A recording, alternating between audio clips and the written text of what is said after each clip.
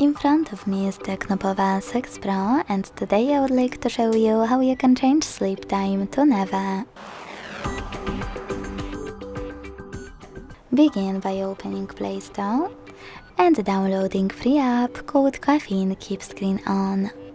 When it's ready, launch it. Then hit OK in Welcome pop-up.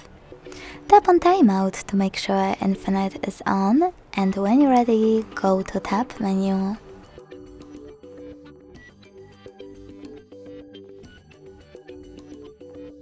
Following that, you need to edit it by clicking on those three dots at the top right corner, selecting Edit Shortcut Switch, scrolling all the way down and clicking on this Caffeine shortcut. Then hit Done, tap on your shortcut here and wait.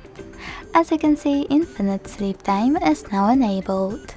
To disable it, click on the same shortcut again. Thanks so much for watching. If you enjoyed this video, leave a like, comment and subscribe.